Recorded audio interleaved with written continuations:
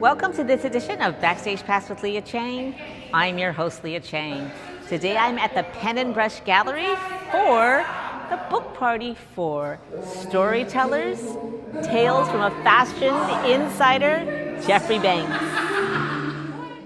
Erich McMillan-McCall, founder of ACI 100, and Avalon Ashley Bellos of AA Luxury Atelier, presented an intimate Q&A with Jeffrey Banks in conversation with Pamela Keogh, celebrating the launch of his new memoir, Storytellers, Tales from a Fashion Insider, at Pen and Brush, one of New York's most meaningful literary artistic spaces. The conversation was followed by a book signing. Storyteller, Tales from a Fashion Insider weaves the incredible tapestry of Jeffrey Banks' life, a fashion designer who rose from Ralph Lauren intern to award-winning menswear creator and an acclaimed champion of diversity and classic American style. Pen and Brush is a 132-year-old publicly supported not-for-profit fighting for gender equity in the arts. P&B provides a platform to showcase the work of women, non-binary and female-identified transgender artists and writers to a broader audience with the ultimate goal of effecting real change within the marketplace.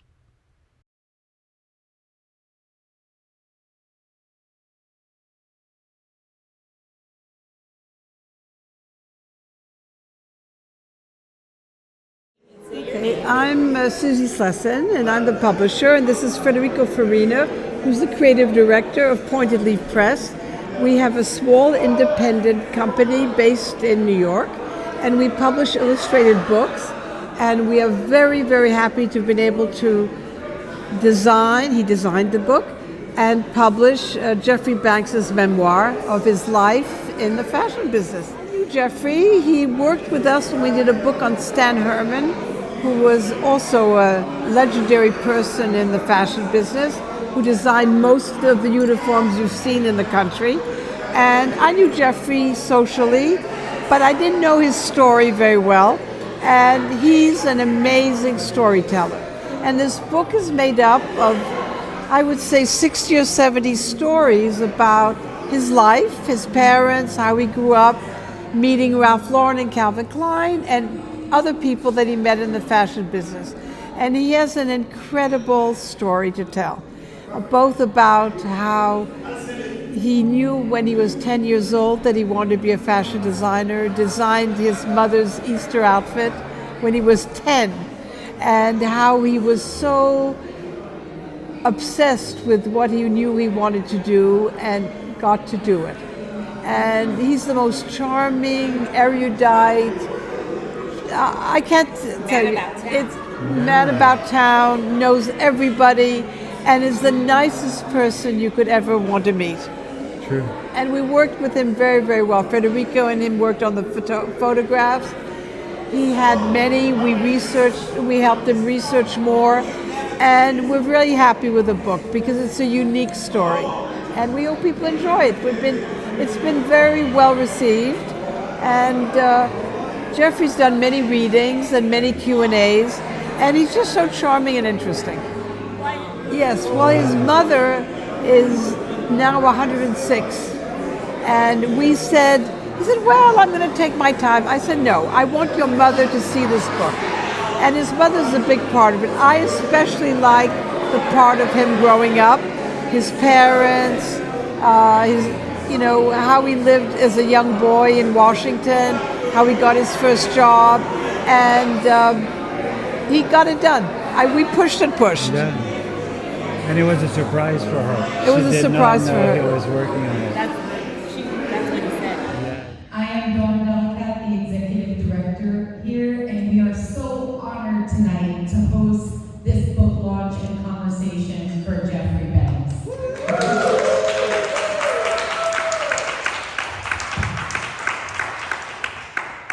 Thank you so much for being here. Pen and Brush, as some of you have learned through the conversations in the room, we are a 132-year-old nonprofit space dedicated to making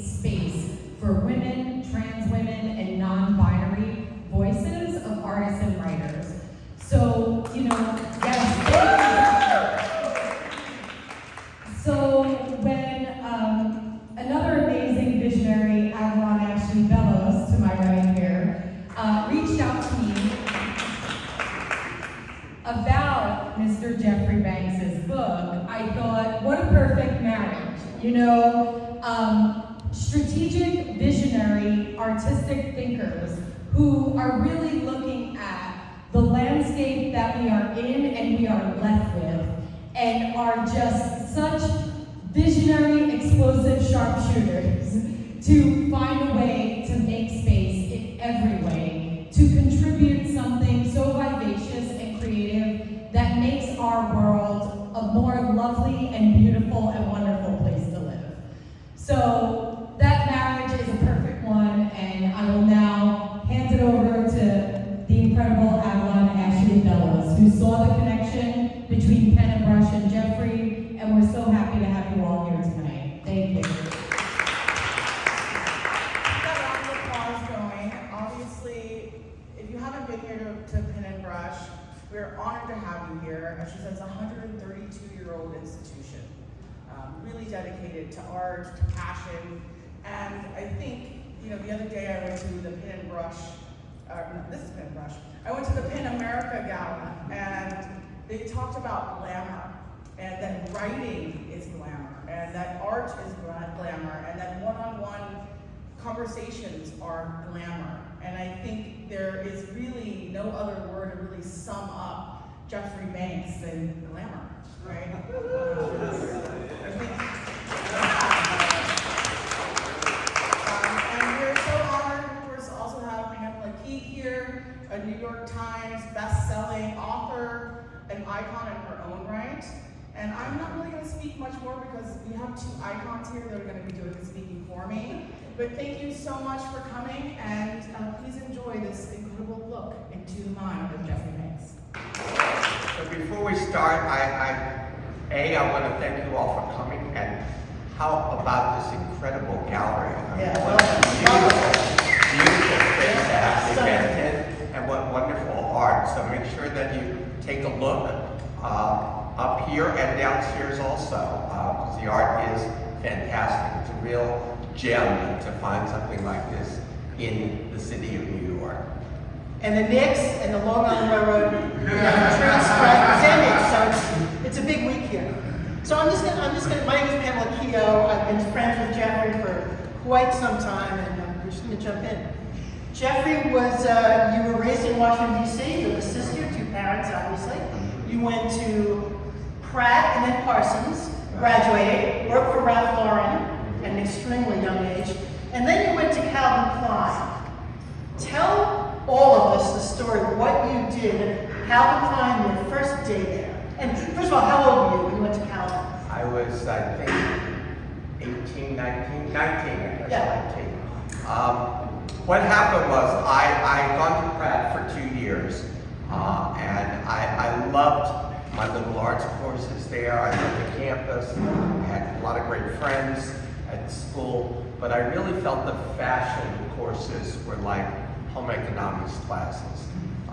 And I was learning so much working for Ralph Lauren that I felt if I was going to stay in school, I needed to be challenged.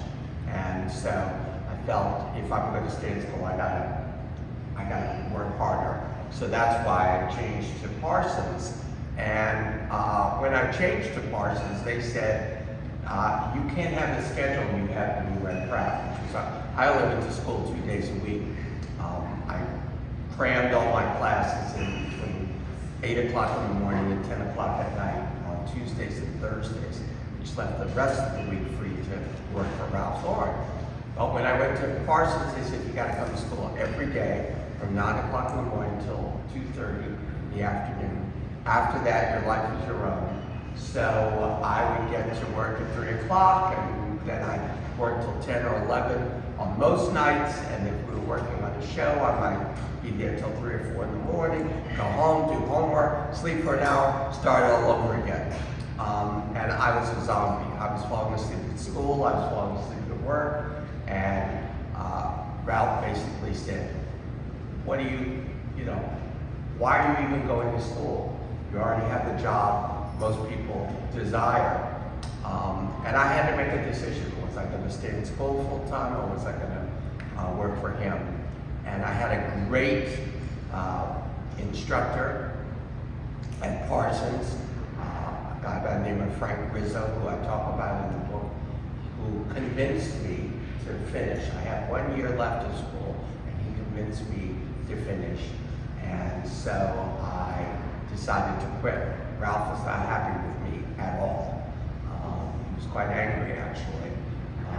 But I thought, you know what, if I'm as good as I think I am, he'll hire me back eventually. So that was it. I quit. I'm going to just go to school full time, and that lasted about 2 months. And I was in class one day, and Mrs. Keogh, who was the chair of the department, came into the class, and she said, "Calvin Klein is on the phone for you in my office." And I was like, "Oh, really?" Only in New York, kids. Only in New York. I go into her office, and I knew Calvin socially, but of course I'd never worked for him. And he said, "I understand you're not working for Ralph. I want you to come work for me." I tried to explain the reason I wasn't working for Ralph is I got to pay attention to school, and he kept goading me, and I kept saying no, and finally he said, "Have lunch with me tomorrow at Bellos." I said, "Calvin, I get a lunch hour. I'm in school. I can't have a 2-hour lunch." He said, "Have lunch with me." So I went to Bellos. Bellos it no longer exists, but it was the fashion world Sardi's. And you literally sat in a booth with the designer's picture framed over your head as you ate. And I'm sitting there talking to Calvin with his picture hanging over. And he's trying to convince me to come work for him. And I keep saying no. And finally he says, "Come across the street and come to my showroom. I just want to show you my new collection." He was very proud of the fact that he had transitioned from being just a coat and suit designer to a full sportswear designer. And so I agreed to do it. I figured, Mrs. Keogh's going to be pissed at me that I'm late for school anyway, so what Let's go to the showroom. So I went across the street, and he's showing me his, bottle green suede pea coat, and his this and his that. And then he holds up this A-line tweed skirt. And he said, "And this is my Harris tweed skirt." And I looked at it, and I looked at him, and I said, "Calvin, that's not Harris tweed." And he goes, "Yes, it is." And I said, "No, it's not." I said, "That's not even 100% wool. What is that? Wool and acrylic?" And he goes, "Yeah." And I said, "Where'd you buy that fabric? Anglo?" And he goes, "Yes." I said, "Calvin, Harris tweed is made in the Outer Hebrides Islands of Scotland. It's hand woven, it's 28, 29 inches wide, it's always 100% virgin wool. That is not Harris tweed." And all of a sudden, he doubled the price of what he was going to pay me.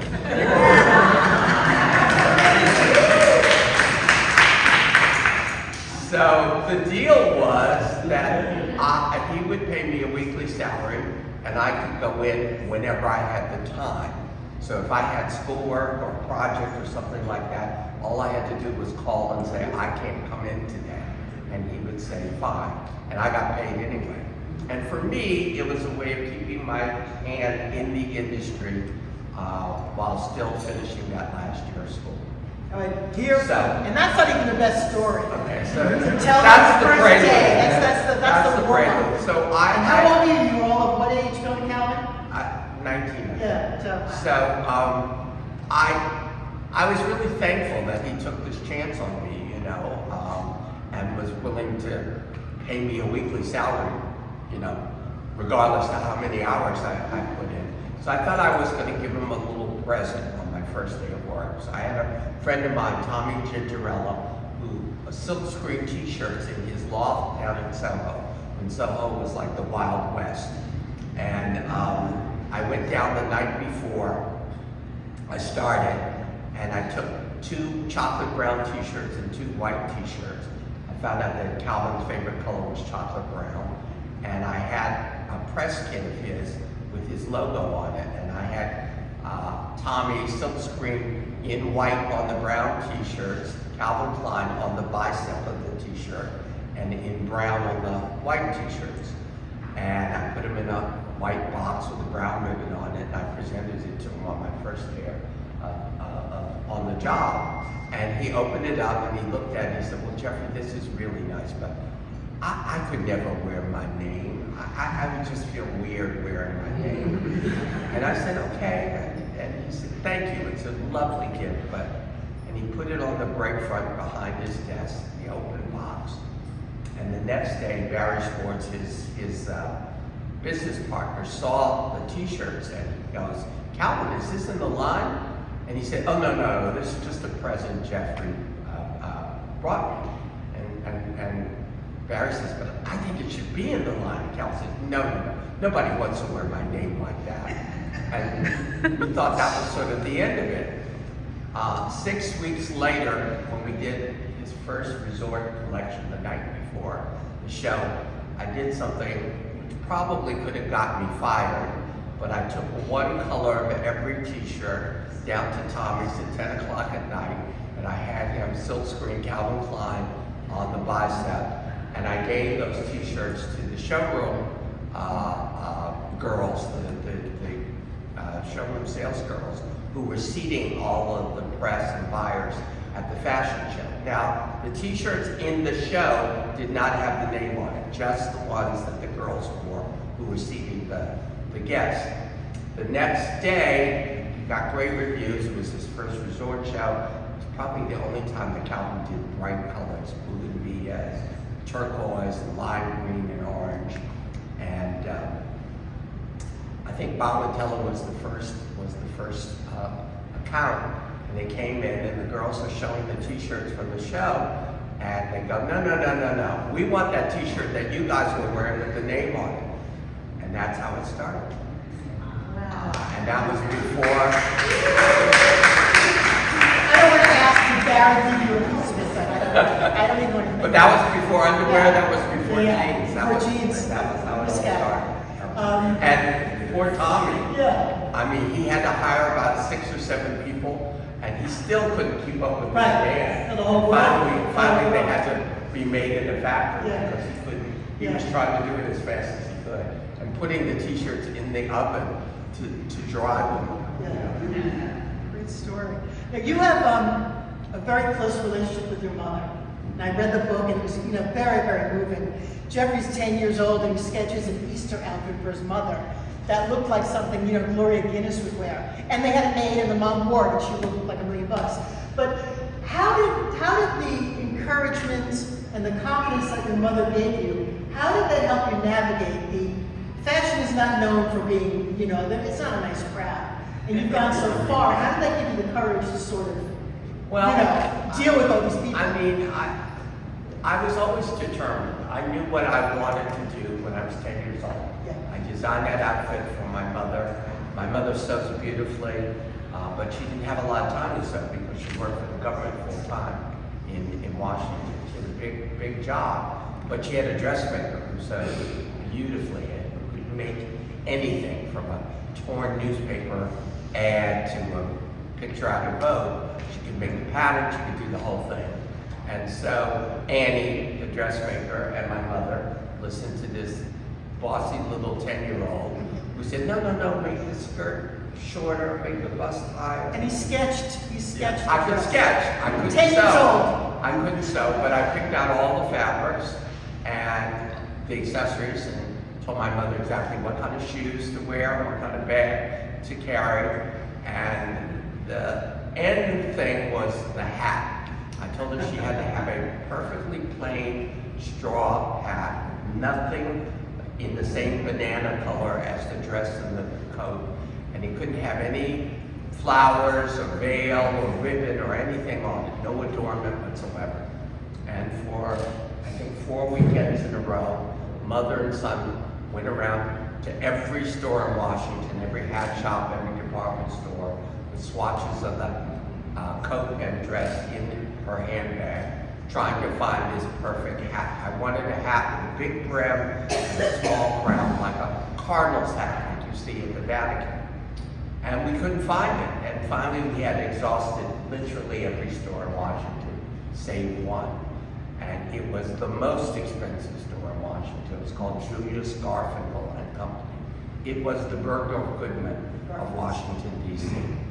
And we walked in, and the millinery department was in the back of the store, and the front, on the first floor, in the front of the store was, of course, cosmetics and fragrance. And we, just at the entrance, I looked down the aisle, 75 yards, and I see this hat on form all the way at the back, and I go to my mother, "That's the hat." And my mother said, "How can you know that?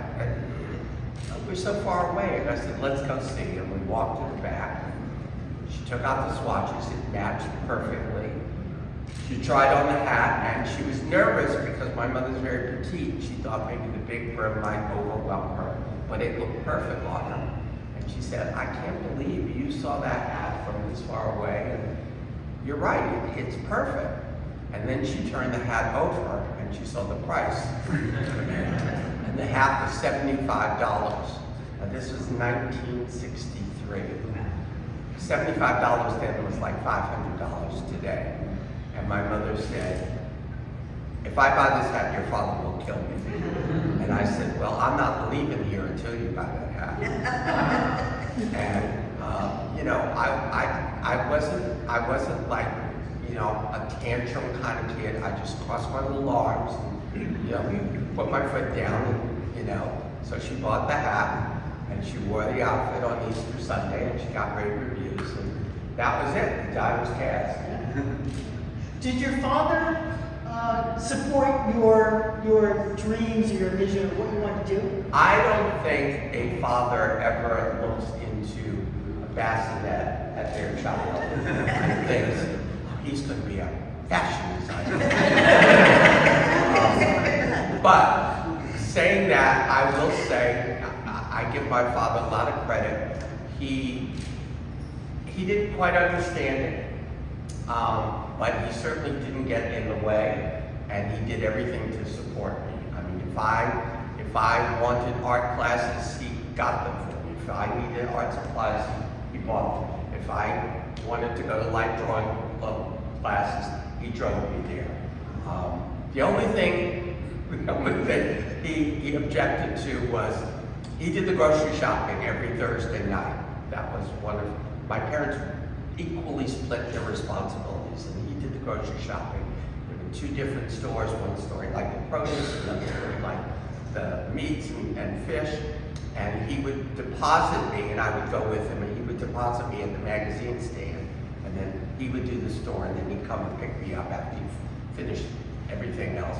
And I was plopping in Mademoiselle and Vogue and Glamour and GQ and Esquire into the basket, and he was embarrassed. So after a couple of weeks of that, he said to my mother, "Just get him subscriptions. Just get him subscriptions." And so she did. And yeah, so he was supportive in his own way. Oh, that's huge. I read in your book that Ralph Lauren thought of you as his son, his brother. Which was it? He always said, and continues to this day to say, that I am his other son. Yeah. I mean, I met Ralph when I was 16. I started working for him when I was 17.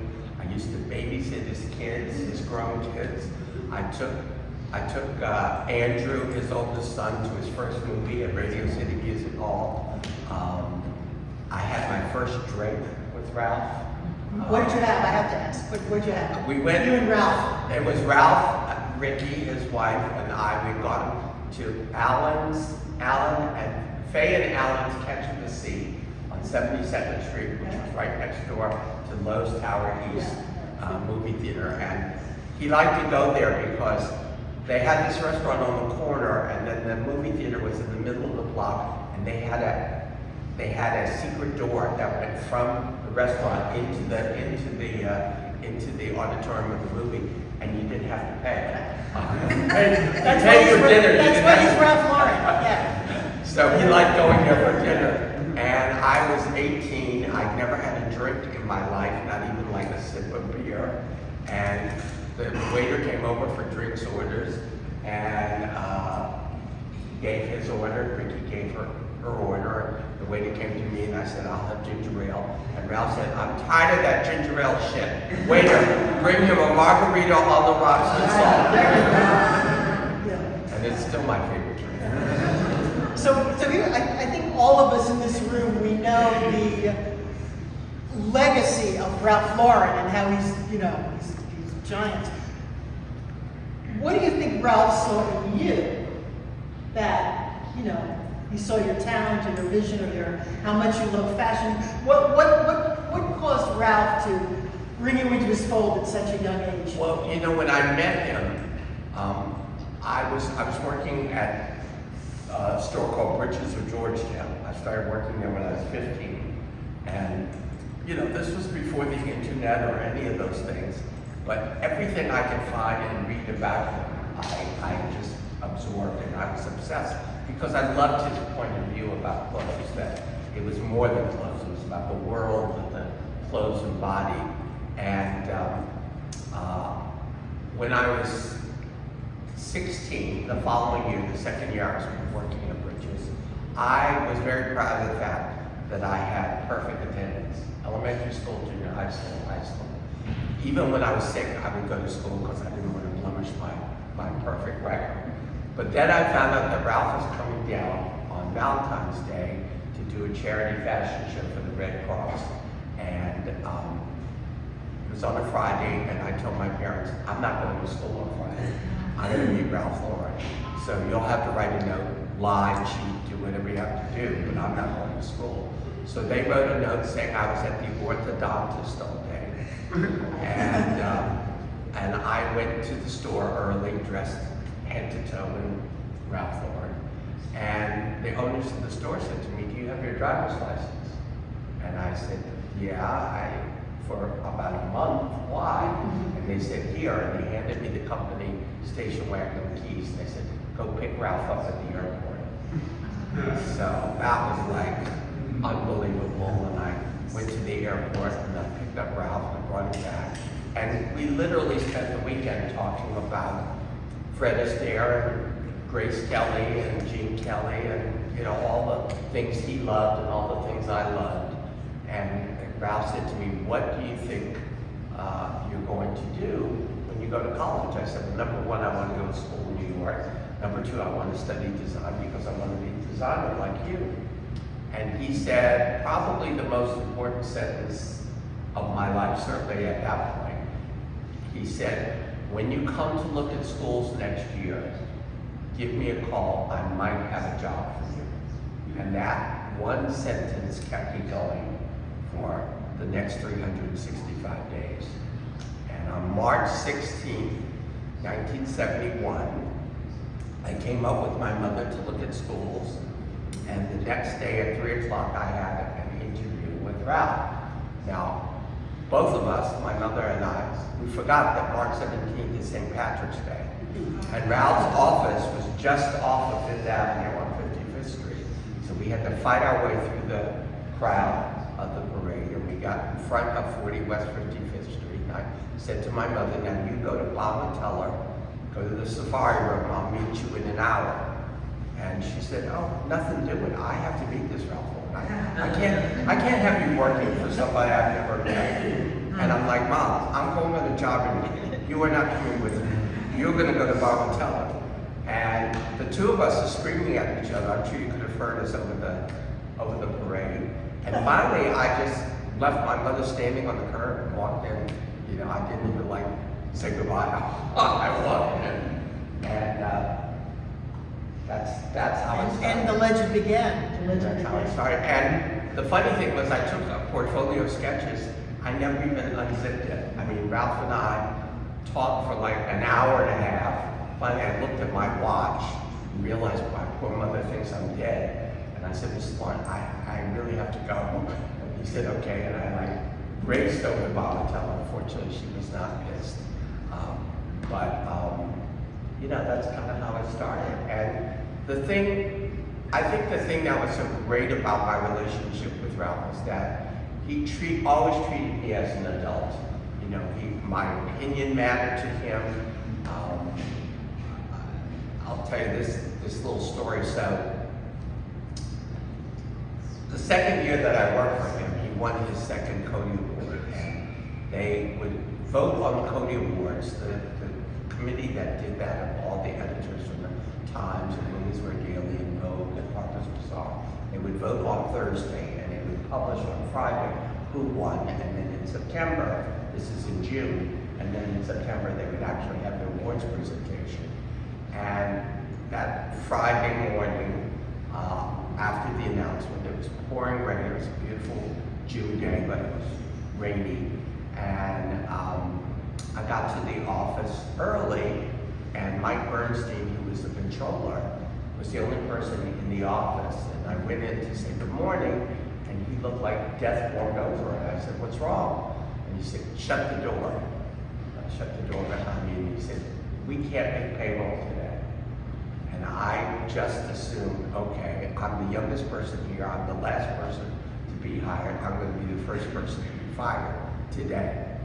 And 2 hours later, Ralph came in, soaking wet, in a jean jacket and jeans, with no umbrella, and he immediately went into meeting with the executives, a few executives of the company. It was a very small company at that point, about 15 people tops. And he comes out of the meeting after about an hour, and he says, "Jeffrey, I need you to come with me, and I need to go back to my apartment." Now, I had heard that when Ralph wanted to fire someone, he tried to do it outside the office, so that there were no tears or anything in front of other employees. And I thought, oh, here it comes. So we go outside, we're standing there in the pouring rain, neither of us have an umbrella. Finally, someone gets out of a cab, we jump in the cab. I close the door, we get in, we head up to the Upper East Side to his apartment, and Ralph turns to me and he goes, "Jeffrey?" And I go, "Ralph?" And I'm thinking, here it comes. And he goes, "What should we do for the Cody Awards?" And I'm thinking to myself, this guy can't make payroll today, and that's what he's thinking.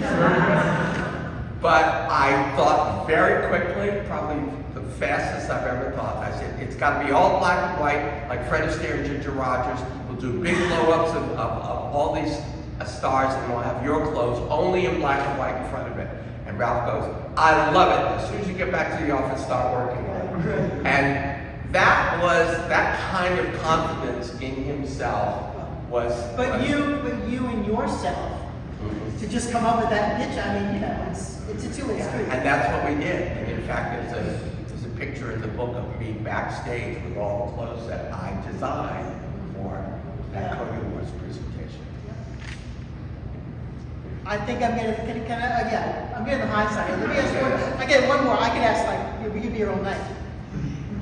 Is there anything, I'm thinking of, you know, this is, when I read your book, I think you have a great capacity for friendship. You meet people, you remember them, you're kind to people, whether they're high or low or anybody, blah, blah, blah, blah. What would you say to someone maybe who's in the audience now listening?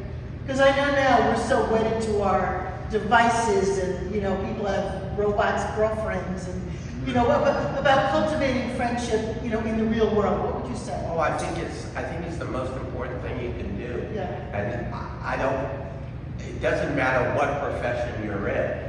I mean, the fact that there are people I have known, worked with for 30, 40 years, and I can pick up the phone and they'll call me back, or I can call them. And I also think it's another reason why I did the book. I wanted to pay homage to these people. I mean, a lot of the people in the book are not famous people at all. They're not people anyone's ever heard of, but they have been good friends to me, and I think I've been good friends to them. I've learned a lot from them. And they made me a better person, a better designer, a better business person. And so you have to, you know, they say the people you meet on the way up are the same people you meet on the way down. I truly feel I've been so unbelievably lucky. And I think in life, when you have had that kind of luck and good fortune, you have to pay for it. You have to, you know, if someone calls me and they go, you know, I'm out of work and do you know so-and-so? And I know so-and-so. I couldn't sleep at night if I didn't pick up the phone or send an email and say, could you see my friend who's looking for a job? I mean, that takes no time, that takes no effort, Right. but that could change that person's life. Yeah. Just like Ralph Lauren taking Exactly. a chance on me to change my life. As a young creative myself, as a musician, what would be your advice to young people today in the day and age of AI, oversaturation in major cities, social media? What would be your advice to young people trying to make it in creative fields? First piece of advice I give anyone, whether they're in fashion or anything else, is to learn business. You know, everything you do today is business. Fashion is not an art. Music is not an art. It's an art form, but it's not an art. If you want to live, if you want to pay your rent, if you want to be able to buy food, you have to do something that is going to be commercially viable to a certain extent. So the more you know about the business side of whatever it is, business that you're in, the better off you will be. And I advise kids who are still in school to absolutely take business courses if they can. If I could do it all over again, that's what I would do. And the second thing is to go and work for someone whose work you admire, who you like. I think that is so important. I mean, working at Bridges, that was one of the happiest times in my life. Working with a guy who couldn't put a shirt and tie together to save his life, and then having his girlfriend or the significant other come in the following week and say, I don't know what you did, just do that again, because he's never looked that good. I mean, that's such a great feeling. So those are my two big pieces of advice. Do you still believe that fashion is still focused on material, cut, design, artistry, or has it turned much more into a place of brand, label, brand name recognition instead? Well, it certainly turned more towards branding. It certainly that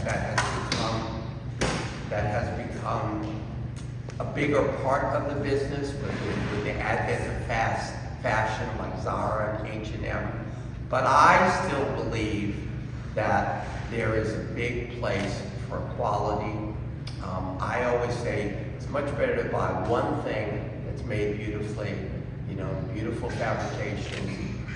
It will last you the test of time. Better to have one quality handbag than 5 current it bags that you won't want to use 2 years from now. And quality is much more important than quantity. I mean, I think you can get by with a lot less in one's wardrobe. So, yeah, I think the craft, I think people are, because everything is so expensive anyway, I think if you have a product that is made beautifully, that has a story to tell, and that is unique in some way. If you're going to do white shirts, what is there about your white shirt that's different from every other white shirt? In Gap, there has to be a discernible difference. Is it the fabric? Is it the cut? Is it the kind of collar that you put on it? There has to be a reason for somebody who probably has 10 white shirts at home to go and buy your brand new white shirt. So always keep that in the back of your mind. Precociousness and your family's acceptance of that precociousness and the power you exerted in that household at that time. I'd love to hear how you explain that or how you relay that to others. I hear you putting it forward in your relationships and the things that you've suggested to people. But generationally, telling people about that now and how parents can be that supportive to allow to see that talent and allow people to flourish in that way. I think there's so much to that and who you are both then and now. And how do you reflect upon that and what do you say about that? They attended college, but they didn't finish college. I knew they wanted me to go to school, and I knew that they were going to pay for me to go to college, which was a big deal for a black middle-class 1960s a child to not to have to worry about that, to not to have to need a scholarship or something. So I tried, knowing all of that, I tried to make sure that I didn't waste that opportunity. And I remember going to Pratt and meeting kids in freshman class who had no earthly idea what they were going to do with their lives. And I couldn't understand it. I'm like, your parents are paying for college. You have no idea what you think you want to do. I mean, I made a 10-year plan when I was 13 of the 10 people I most wanted to meet by the time I was 23 and the 10 things I most wanted to have accomplished. And I did most of them. I mean, I met 7 of the 10 people. I didn't meet the Duke and Duchess of Windsor. And I didn't meet Truman Capote. But It's in the book, I'm not kidding. But I met Givenchy, and I met Avalon, I met Audrey Hepburn, I met Fred Astaire, and I met Ralph Lauren, because I was determined, because I was, focused on doing that. I also was the youngest person ever to win a Cody Award by the time I was 23.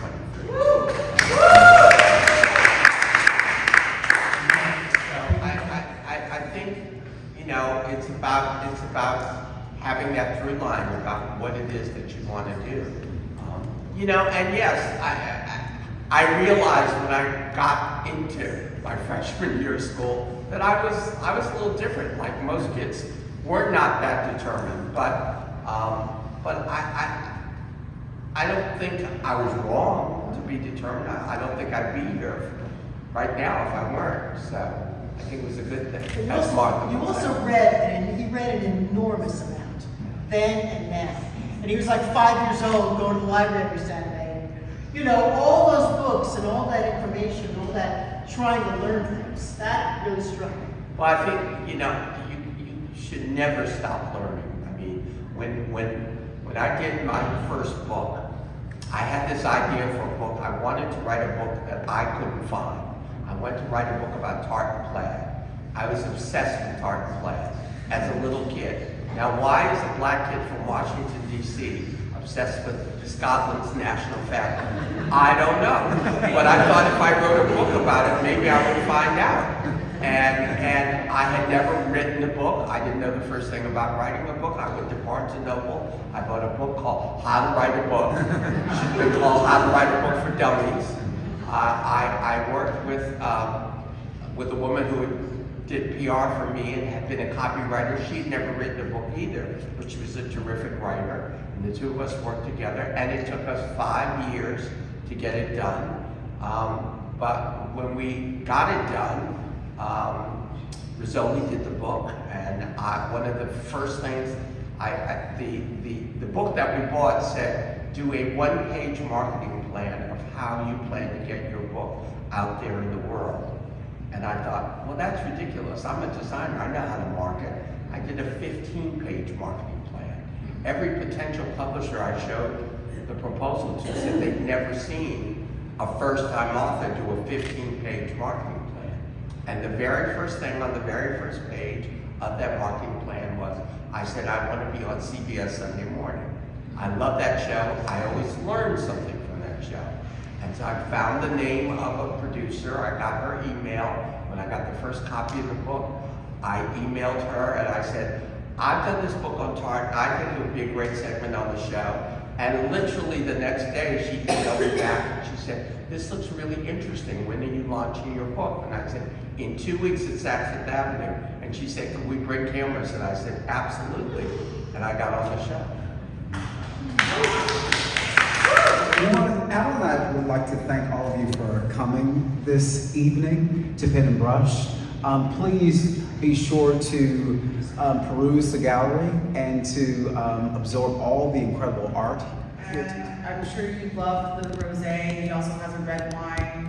And he's so generous to always really partner with me and sponsor anything that has to do with art and the icons of the world that really bring us knowledge and beauty, like Jeffrey Banks and Pamela Keogh.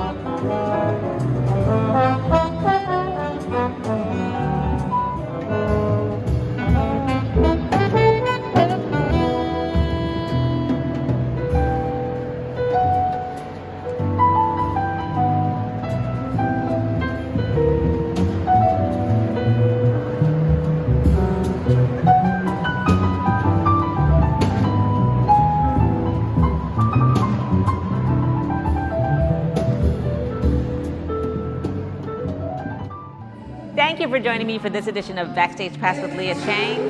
Until next time.